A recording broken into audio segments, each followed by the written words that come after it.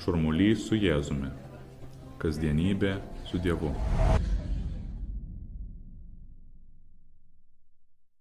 Pastarosiomis savaitėmis per šios susitikimus, per šias meditacijas apsvarstėme įvairius dalykus susijusius su mąstymo malda. Iš pradžių tai buvo tas troškimas būti Dievo akivaizdoje, kadangi toks yra maldos pagrindas ir maldos tikslas.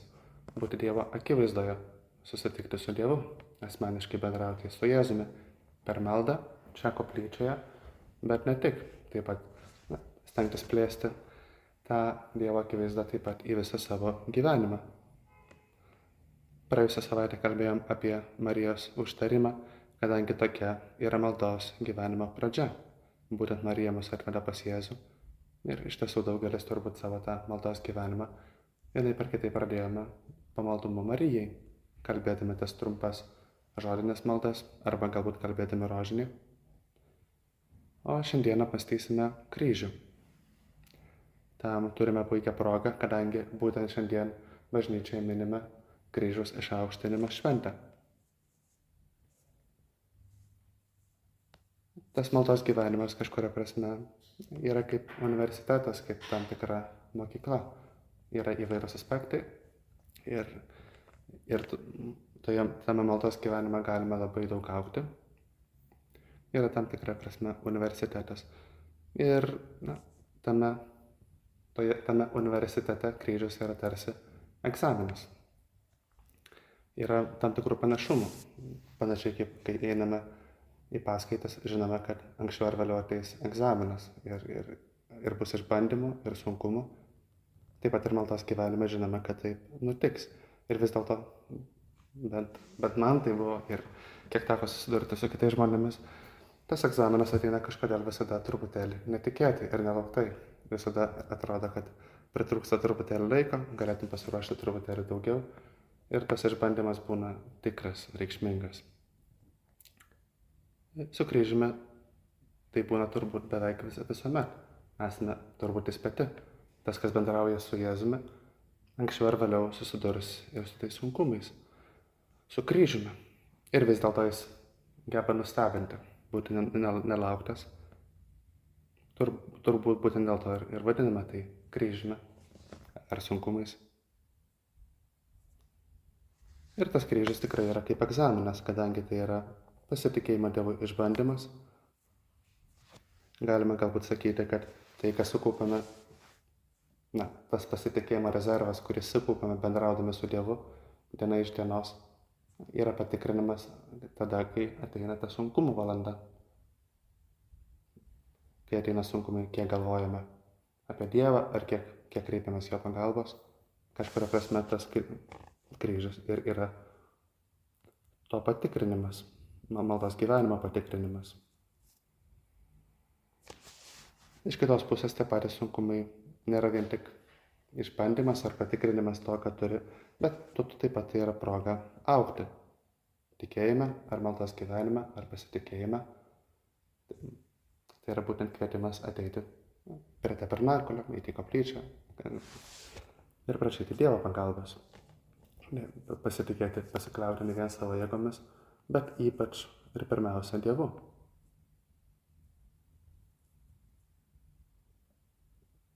Apskritai turbūt nėra lengva kalbėti apie kančią. Yra vienas autorius, labai garsus, parašęs daugelį knygų, Liujisas. Ir jis parašė porą knygų apie kančią. Po kurio laiko, po to, kai jau buvo parašęs pirmą knygą, jis pats pasakojo, kad numirė jo žmona. Ir tada, kai jis susidūrė su tikru išbandymu, ar tikru kryžiumi pats, bent pats taip sakė, ar pats taip rašė, tą pirmąją knygą galėjo mesti į šiukšlių dėžę. Sakė, man pačiam labai mažai kuo padėjo. Ir kiek vėliau rašė, kad labai skeptiškai žiūri į žmonės, kurie dalina patarimus kitiems, susidūrusiems su vienokiais ar kitokiais sunkumais, kai jie patys su jais nėra susidūrę ar nėra susidūrę būtent taip gyvai, patys nėra kažko panašaus išgyvenę. Ir turbūt visi labai panašiai galvojame, labai skeptiškai žiūrime į žmonės, kurie pernelyg lengva ranka tos patarimus dalina, ypač sunkesnėse situacijose. Turbūt kyla tas prieštaravimas dėl kompetencijos, ar pats tai patyrė, ar išgyvenai, kas yra, aišku, teisinga reakcija. Tokioje padėtyje turime keletą galimybių. Pati paprasčiausia yra žvelgti į tave, Viešpatie, į tavo kryžių. Jei tai paklaustume, ar pats tai patyrė, ar gali suprasti, apie ką kalbu, jei žvelgiame į Viešpatės kryžių, į Viešpatės kančią, jis patyrė viską, ką patyrėme mes, ir dar daugiau. Sunku net ir bandyti išvardinti visas tas neteisybės, kurias Jėzus patyrė, ar tos skausmus, kurias jam teko išgyventi per jo kančią.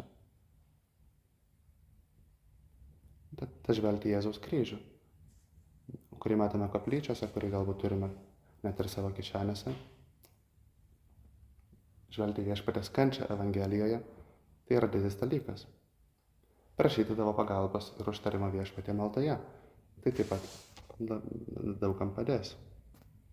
Taip pat galime pažvelgti ir į kitų žmonių liudijimus, būtent tuos, kuriam teko tą patirti ir kurie gebėjo, taip sakant, išlaikyti šį egzaminą ir išlaikyti savo tikėjimą tose išbandymuose.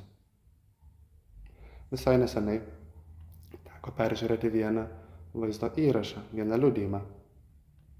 Vienas meksikietis buvo pagrobtas 90 metais, praleido nelaisvėje 9 mėnesius.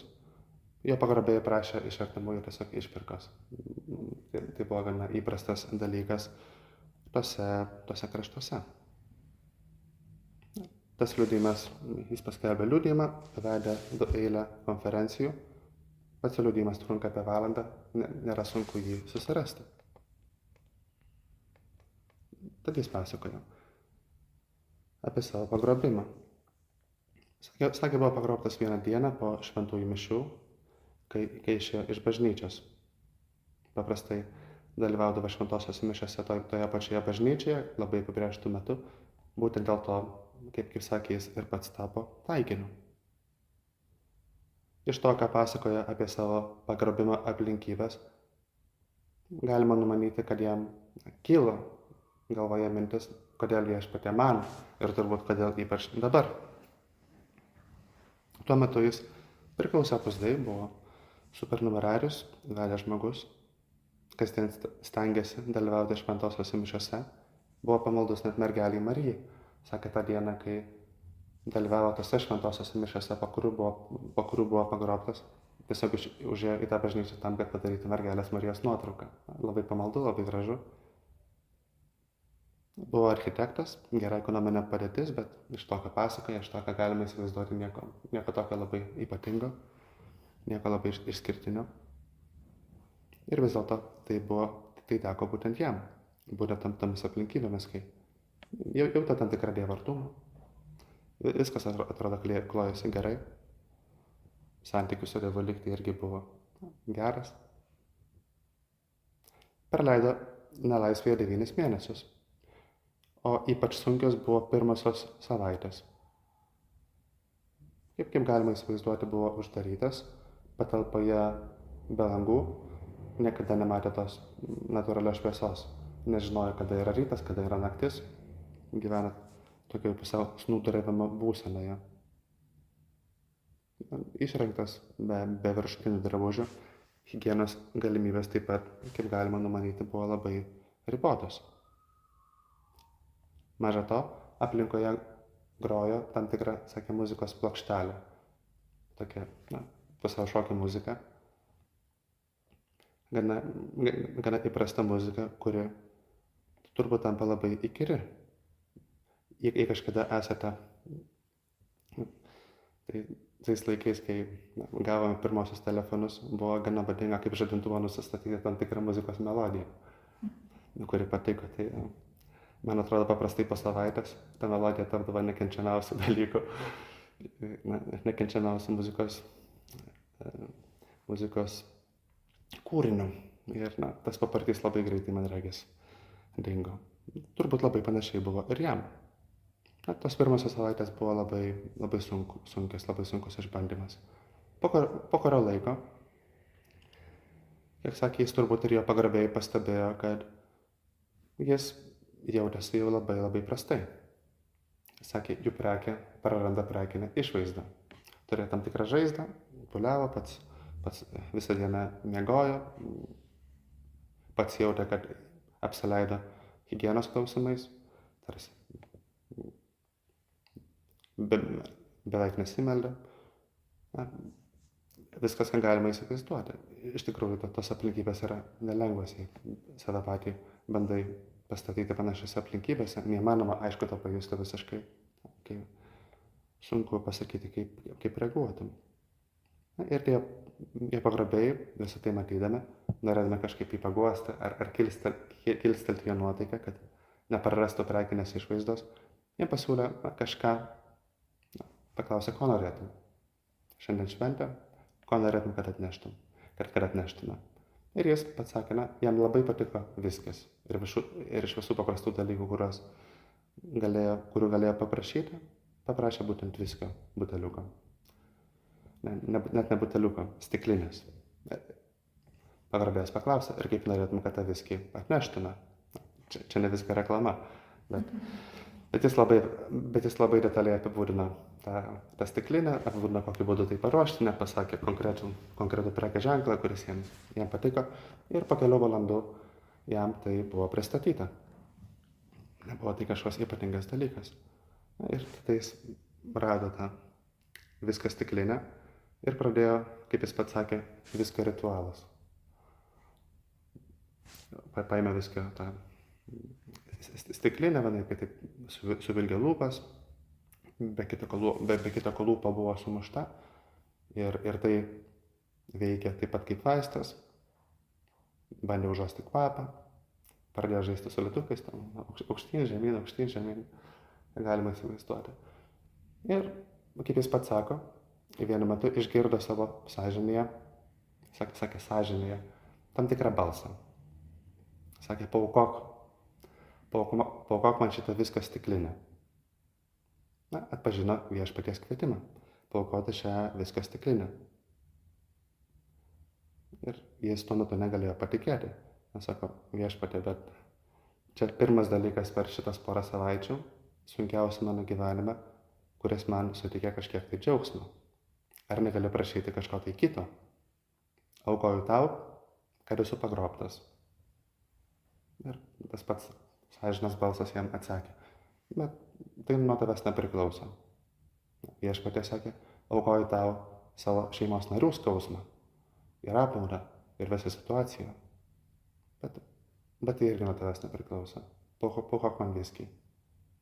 Kurį laiką vyko tos darybos ir jis leidosi nugalimas. Sakė, gerai, paaukosiu tą viskį. Truputėlį pagalvojo, kokiu būdu tą padaryti, kad neatrodytų, jog pagrobėjai padarė jam šiek tokią paslaugą, jis staiga gavo tą stiklinę ir teškė ją į sieną ar į kampą. Tiesiog apsisuko, kad nematytų kamerą ir vienai par kitaip išpylė tą viskį, kurį turėjo ant žemės ar vieną skylę, kuri buvo tuo metu grindyse. Ir pats sakė, nuėjo miegoti. Sekantį rytą pasijuto visai kitaip. Suprato, kad yra laisvas. Bent tai pasakojo jis pats. Turėjo tokias sunkias aplinkybės, turėjo tam tikrą malonumą ir gebėjo jo atsisakyti. Iš meilės Dievui. Kaip jis pats pasakojo, tas įvykis buvo visiškai pažymėjo, paženklino tą jo buvimą nelaisvėje į dvi dalis. Tas laikas iki to toks labai sunkus, nuolatinis kritimas ir laikas po to, kuris taipogi buvo, kaip galima numanyti, labai sunkus. Bet atsistojus ant kojų, supratus, kad yra laisvas, supratus, kad gali šiaip į tą padaryti.